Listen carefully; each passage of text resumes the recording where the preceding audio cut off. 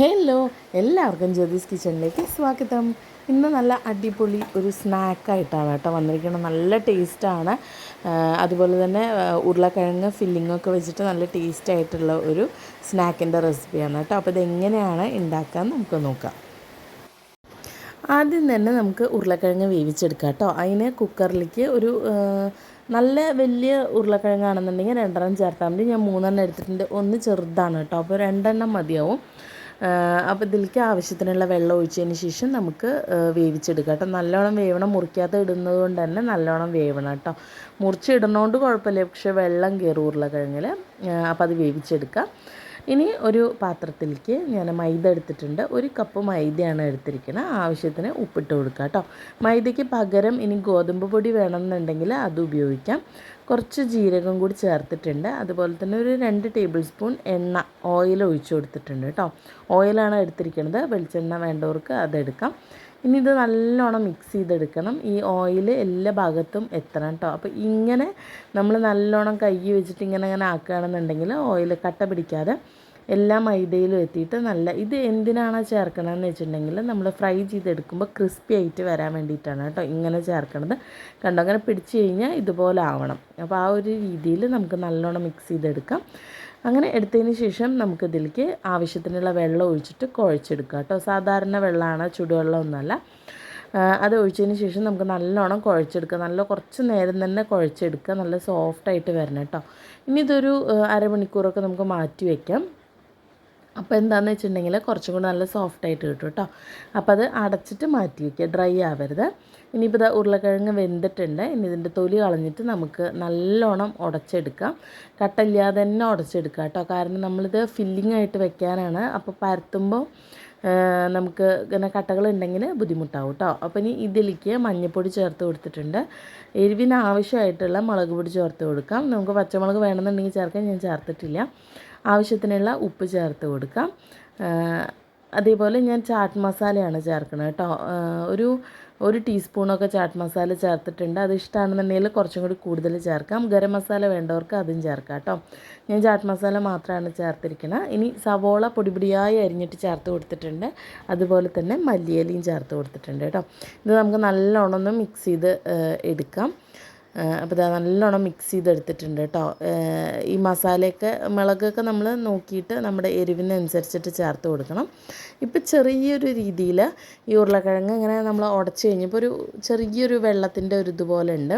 എന്നാൽ തീരെ വെള്ളം എന്നല്ല പറയണത്, ചെറുതായിട്ട് ഇങ്ങനെ ഒരു ഇതുണ്ട് കേട്ടോ. അപ്പോൾ ഞാനിതിലേക്ക് ഒരു 1.5 ടേബിൾ സ്പൂൺ കോൺഫ്ലവറാണ് ചേർക്കണം. അപ്പോൾ ഇത് കോൺഫ്ലവർ ചേർക്കുമ്പോൾ എന്താണെന്ന് വെച്ചിട്ടുണ്ടെങ്കിൽ നമ്മളിത് ഫ്രൈ ചെയ്യണ സമയത്ത് അത് ക്രിസ്പി ആയിട്ട് വരാനാണ് കേട്ടോ. നമ്മളിത് ഫ്രൈ ചെയ്യണ ഒരു ഷേപ്പ് ഉണ്ടാക്കിയിട്ടാണ്. അപ്പോൾ അതിൻ്റെ പുറത്തേക്കൊക്കെ ഇങ്ങനെ നിൽക്കുന്നുണ്ടാവും. അപ്പോൾ ആ ഭാഗം കൂടി കോട്ടായിട്ട് നല്ല ക്രിസ്പി ആയിട്ട് വരാൻ വേണ്ടിയിട്ടാണ് കോൺഫ്ലവർ ചേർക്കുന്നത് കേട്ടോ. ഇനി അത് ഇഷ്ടമില്ല എന്നുണ്ടെങ്കിൽ ചേർത്തില്ലെങ്കിലും കുഴപ്പമൊന്നുമില്ല. അപ്പോൾ അതവിടെ മാറ്റി വെച്ചിട്ടുണ്ട്. ഇനി മൈദ എടുത്തിട്ട് നമുക്കിതൊന്ന് പരത്തിയെടുക്കാം കേട്ടോ.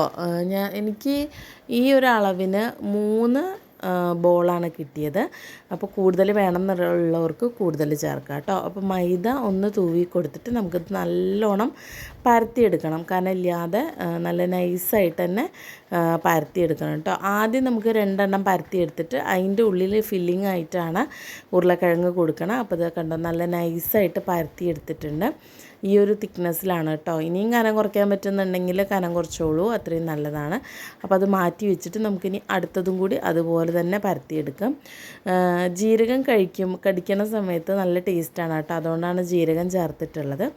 ഇനി പരത്തിയിട്ടുള്ളതിൻ്റെ മുകളിൽ നമുക്ക് ഈ മസാല വെച്ചിട്ട് നല്ലോണം സ്പ്രെഡ് ചെയ്ത് കൊടുക്കണം. എല്ലാ ഭാഗത്തും ഈ മസാല എടുക്കണം. ഇതുകൊണ്ടാണ് തീരെ ഇങ്ങനെ ഉരുളക്കിഴങ്ങ് കഷ്ണങ്ങൾ ഉണ്ടാവരുതെന്ന് പറയണം കേട്ടോ. അപ്പോഴാണ് നമുക്കിങ്ങനെ സ്പ്രെഡ് ചെയ്യാനൊക്കെ നല്ല സുഖമായിട്ട് കിട്ടുക. അപ്പോൾ അതിൻ്റെ മുകളിലേക്ക് എല്ലാ ഭാഗത്തും കറക്റ്റായിട്ട് ആയിട്ട് വരണം കേട്ടോ. തീരെ കനമൊന്നും നല്ല കട്ടിയിലൊന്നും നമ്മൾ ഉരുളക്കിഴങ്ങ് വെച്ചിട്ടില്ല. ഇനി ഇതിൻ്റെ മുകളിൽ അടുത്ത പരത്തി വെച്ചിട്ടുള്ള ആ മൈദയുടെ ഇത് ചേർത്ത് വെച്ചതിന് ശേഷം ഒന്ന് ചെറുതായിട്ട് നമ്മൾ പിന്നെയും ഒന്ന് പരത്തേണ്ടത് നല്ല പ്രസ്സായിട്ട് ഇരിക്കാനായിട്ടാണ്. ഇനി കത്തി കൊണ്ട് ഞാനിങ്ങനെ കട്ട് ചെയ്തെടുക്കുന്നുണ്ട് കേട്ടോ.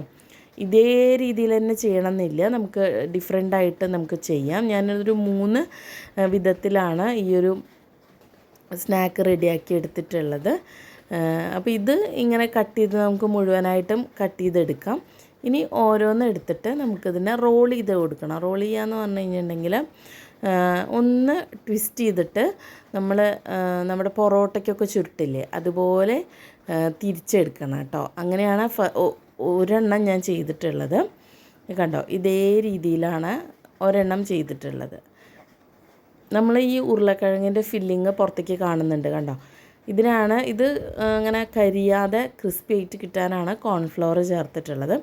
അപ്പോൾ ഇത് ഒരെണ്ണം മാറ്റി വെച്ചിട്ടുണ്ട്. ഇനി അത് തീരെ ചെറുതായതുകൊണ്ട് നമുക്ക് പെട്ടെന്ന് കിട്ടും.